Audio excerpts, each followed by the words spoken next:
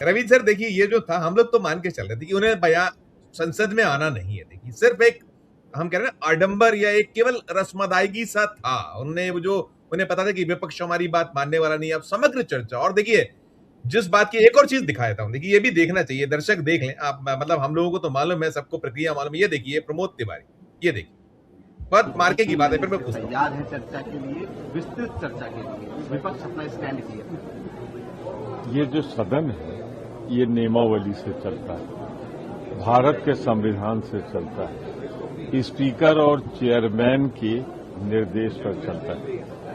शायद अमित शाह जी को किसी ने बताया नहीं कि 2 दिन चर्चा हो चुकी इस पर, और 2 दिन चर्चा होने के बाद इसका जवाब भी आ चुका है। तो उस समय कहाँ थे वो? अब अगर कुछ जोड़ना चाहते हैं तो स्टेटमेंट अपना दें। दूसरी बात उनकी जानकारी के लिए मैं कह दूं कि आज भी मेरी नोटिस चंदा चोरी और चढ़ावा पे नियम 267 राज्यसभा के लगी हुई है। उसमें ये साफ लिखा है कि सदन की कार्रवाई रोककर सब कुछ चर्चा कराए। हमारे साथियों की भी इक्विवेलेंट लगी है लोकसभा में, तो उसमें चर्चा कराए ना। नोटिस तो दे चुके, नोटिस गृह मंत्रालय में थोड़ा देना है हमको तो स्पीकर और चेयरमैन को देना है, हम दे चुके। ये सर ये था रविंद्र सर, ये मतलब रिवर्ट कब होती है कि एक बार जब जिस पे चर्चा हो चुकी है, अब पुनः उस पे अमित शाह कह रहे हैं कि आप करा लीजिए। है क्या खेल, क्या चल रहा था जो हम लोग कह रहे हैं कि नहीं जवाब देना है, नहीं करना है, भागना है, और अब बचा कुचा जो वक्त है, तो जो चल रहा है सब कुछ, वो क्या है? अपडेट रविंद्र सर आपके साथ। जी नमस्कार संजीव भाई, हमने पिछली बार भी चर्चा की थी कि आप ये बाइट पे बहस मत करा करो, ये बाइट आपके लिए नहीं है, ये गोदी मीडिया की खुराक है, आपके लिए नहीं है ये हमारे और आपके लिए चर्चा का विषय है ही नहीं, ये तो गोदी मीडिया के लिए है। अब वो बेचारे 6-5 कितने बजे बाइट दिया? 1 बजे, ताकि 5 बजे का अपना प्रोग्राम वो लोग प्लान कर लें, 5 बजे फिर वो चिल्लाना शुरू कर दें। ये उनके लिए है। आपको तो हमारे दर्शक शुद्धिजन है सारे, उनको पता है नियम क्या है। भाई आप चर्चा मांग रहे हो, कौन से नियम में मांग रहे हो? नियम तो बताओगे। बगैर नियम के तत्काल शुरू कर दें, कल 3 बजे तक करें, हम करने को तैयार हैं, प्रश्नकाल रोक मतलब देंगे। अमित शाह खुद ही बीएसी हो गए, बिजनेस एडवाइजरी कमेटी भी हो गए, विपक्ष के सांसदों की तरफ से भी यही बोल रहे हैं, नियम भी यही तय करेंगे। स्पीकर को भी पूछने की जरूरत नहीं है कि कल 3 बजे मैं अपना बयान दे दूं कि नहीं दे दूं, सब कुछ तय कर लिया है। ये सब बातें अगर तय कर ली तो ये बातें सदन के भीतर बोल देते, बाहर क्यों बोला? सदन के भीतर बोल देते ना। लेकिन इनको भी इस बात का तो पता है ना कि ये नियम के विरुद्ध है, कैसे बोल देंगे? ये तो इसलिए तो कह रहा हूं ना, गोदी मीडिया की खुराक है, उनके लिए है, अपने लिए नहीं है। तो वो भी इस पे करेंगे खूब कि देखे तैयार है, ये भाग गए। ये जो अमित शाह ने बातें बोली हैं सर, ये केवल प्लेइंग टू द गैलरीज है। ये पूरा सत्र जो है इसको राहुल गांधी उड़ा ले गए, उन्होंने इस मुद्दे को लपक लिया और पूरे नैरेटिव को उन्होंने सेट कर दिया। सदन के भीतर 2 दिन मौका मिला बोलने के लिए विपक्ष को, 2 दिन वो बोले, बाकी दिन किसी को बोलने को मौका मिला नहीं है। इसलिए वो बाहर जब भी आते हैं रोज वहां बाइट देते हैं, और पूरे डिबेट, पूरे नैरेटिव, पूरी डिस्कशन, चाहे वो अखबार हो चाहे टेलीविजन हो, उसी के इर्द गिर्द होती है। तो वो जो नैरेटिव है उसको तोड़ने का रास्ता कुछ मिल नहीं रहा। सदन में आएंगे, कल आएंगे, क्यों? क्योंकि जब स्पीकर के और चेयरमैन का फेयरवेल रिमार्क्स होते हैं ना, तो उसमें औपचारिकतावश आना पड़ता है सबको। नेता सदन है तो प्रधानमंत्री को आना पड़ता है, अगर हाउस में रहेंगे तो, दिल्ली में है ही वैसे तो वो उसमें आते हैं। उसके बाद चाय होती है तो उसमें रहना पड़ता है। तो नेता सदन है या जो भी वरिष्ठ नेता रहते हैं वो उसमें आते हैं। तो जब फेयरवेल रिमार्क्स होते हैं, कल बताएंगे कितना स्टेटिस्टिक्स है, तो तब वो लोग आएंगे। तब तो कोई चर्चा तो होगी नहीं, बस नारेबाजी होगी। तो संभावना है कि कल वो आएंगे, इधर भी आएंगे, शायद दूसरे हाउस में भी जाएं, लोकसभा राज्यसभा दोनों में जाएंगे। प्रधानमंत्री तो जाते हैं, पर कल भी हमको लगता आएंगे। लेकिन देखिए संजीव भाई, पूरा खेल जो है वो हम लोग अब देख रहे हैं। बीजेपी जिस जिस चीज की धुरंधर थी, वो ताकत अब उनके हाथ से खिसकती जा रही है। अब पूरा माहौल, पूरा नैरेटिव, डिस्कशन, एजेंडा सदन के बाहर, सदन के भीतर राहुल गांधी तय कर रहे हैं, और ये बीजेपी के लिए घोर चिंता का विषय है। वो राहुल गांधी जो भी बोलते हैं, स्टूडेंट्स की बात हो या इथेनॉल का इशू हो, जो भी वो इशू रेज करते हैं, वो इशू नेशनल हेडलाइन बन जा रहा है, और उसका काउंटर करते फिर बीजेपी को होना पड़ता है। बीजेपी में भी देखिए, उसमें भी वो सरकार को घेरते हैं तो बीजेपी सामने आके उनका डिफेंड करने की कोशिश करती है, क्योंकि मिनिस्टर्स तो आ ही नहीं रहा कोई सामने, और आएगा तो भी होम मिनिस्ट्री का जवाब जितेंद्र सिंह देंगे, जितेंद्र सिंह का जवाब कोई और देगा। तो ये बीजेपी का स्ट्रेटेजी है ही कि उस संस्थान या उस मिनिस्ट्री से जुड़ा कोई व्यक्ति जवाब ना दे, ये वही है। और चर्चा देखिए, चर्चा नियम के तहत होगी, नियम कोई है नहीं, चर्चा किसके तहत चाह रहे हैं। बीएससी की कल ही तो बैठक हुई है, सोमवार को बैठक हुई है।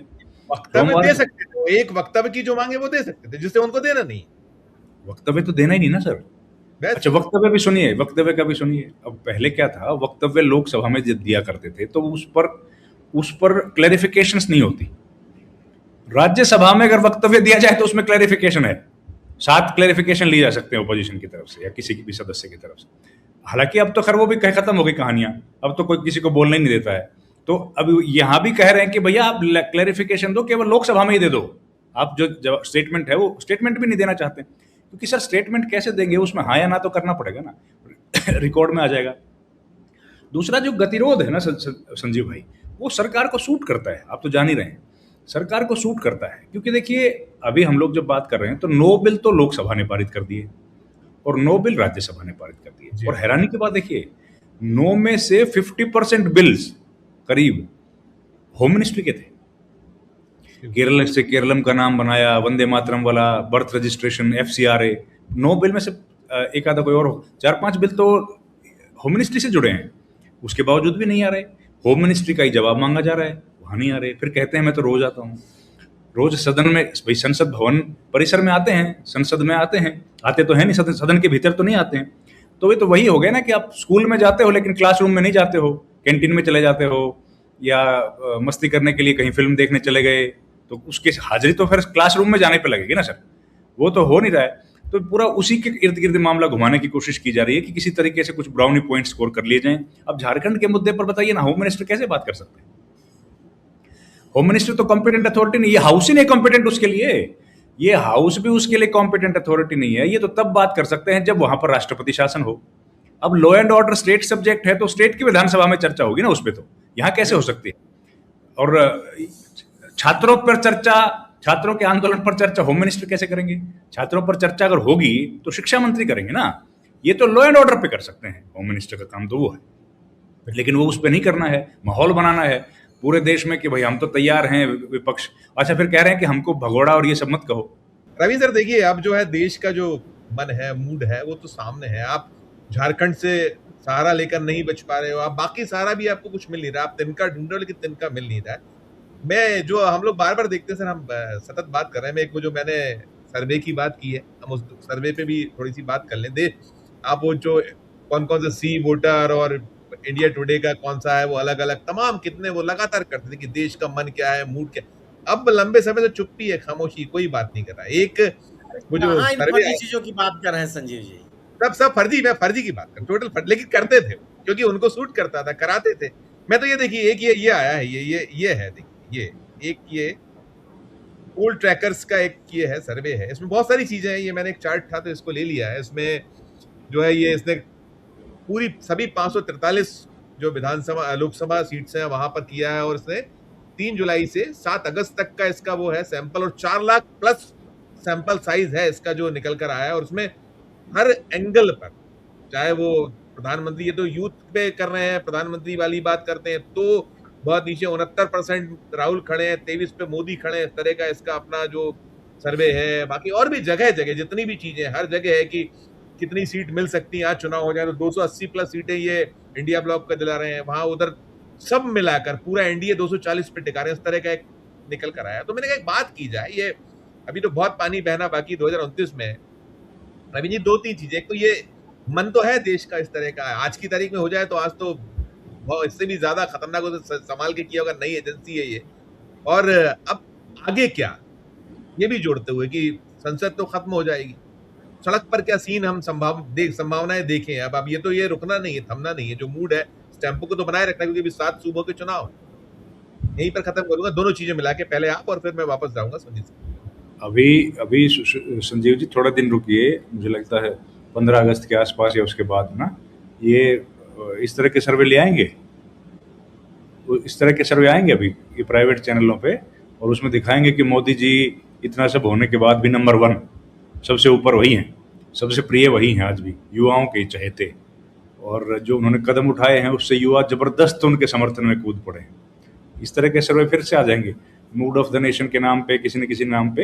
ये तो हम लोग देख ही रहे हैं सर 12 साल से। जब भी इस तरह का माहौल होता है तो वो वही सर देखिए, फिर अपनी बात वहीं घूम के आ गई जहाँ से शुरू करी थी। ये सारी कहानियाँ गोदी मीडिया का खुराक उनके लिए होती है। हम लोग जो बात करना चाहते हैं वो उन बातों का जवाब, उन बातों के तर्क सरकार के पास नहीं है, इसलिए गोदी मीडिया की खुराक जो है दे रहे हैं। अब गोदी मीडिया को कोई देख नहीं रहा है। अब आप जैसे सम्मानित चैनलों को लोग देखते हैं, और इसलिए बीजेपी को दिक्कत हो रही है कि अब ज़्यादा लोग इधर आ गए हैं, इस शिफ्ट कर गए, और गोदी मीडिया की स्थिति खराब हो गई। और गोदी मीडिया को कैसे दुत्कारा वो देख ही रहे हैं आप, राहुल गांधी ने, प्रियंका गांधी ने। और जो सवाल ये अमित शाह से पूछते हैं वो सवाल तो माशाअल्लाह क्या है ही सर। तो वो सारा चीज़ तो अब है ना, वो तो देखिए ऐसे वो सवाल कैसे पूछे जा रहे हैं वो देख ही रहे हैं। तो सर देखिए अब मूड बदल गया, आपकी सही बात है।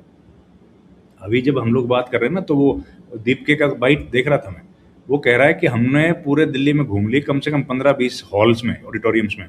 हमको कोई ऑडिटोरियम देने के लिए तैयार नहीं, हमको वॉलंटियर्स की मीट करनी थी। एक ने हाँ किया था, उसको हमने पैसे दे दिए, और वो उसने भी वापस कर दिए। वो कह रहा नहीं हो पाएगा जी, क्योंकि हमारे लिए सख्त आदेश हैं कि भैया ऊपर से आदेश हैं, कितना ऊपर से है ये नहीं पता, ऊपर से आदेश है कि इनको देना नहीं है। अब देखिए सर ये स्थिति है। जिन छात्रों के साथ कल आपने बात की, आपका प्रतिनिधिमंडल 2 मंत्रियों का उनसे मिलने के लिए गया, अब उनके साथ ये तक आप लोग कर रहे हैं, तो इससे क्या होगा? मतलब बीजेपी को एक ढर्रा है, वो मुझे लगता बदलना नहीं चाहते। उनको लगता है कि जो तरीका उनके पास काम करने का है वही तरीका सबसे अच्छा है, और उसी तरीके पे वो लोग काम करते चले जा रहे हैं कि दबाने की कोशिश है, हॉल बुक ना करने की। अब बताइए सर, हॉल का बुक नहीं होगा तो क्या ये लोग बच्चे बैठ नहीं कर पाएंगे क्या? अपने कहीं बैठ जाएंगे ये लोग, तो कहीं भी पेड़ के नीचे 500 200 बच्चे होंगे। कोई ना कोई मिलेगा सर, कोई ना कोई मिलेगा, ऐसा नहीं कि नहीं होगा सर। ये राहुल गांधी को भी तो मना कर मुर्गा बांग नहीं देगा तो सुबह नहीं होगी, ये वैसी वाली स्थिति, सुबह तो होगी। प्रयागराज में भी कर दिया, कोटा में भी कर दिया राहुल गांधी ने। शुरू में तो सब जगह मना ही किया ना, उसके बाद दे दिया। अब जगह इस तरह की छोटी छोटी हरकतें, इतनी बड़ी सरकार, इतने बहुमत की सरकार, 12 बरस से पीएम, क्या मतलब? लेकिन भाई जो आता है वही तो करेंगे, वही है एक्सपर्टीज, जिसमें आपका एक्सपर्टीज है वही करेंगे। जी सर।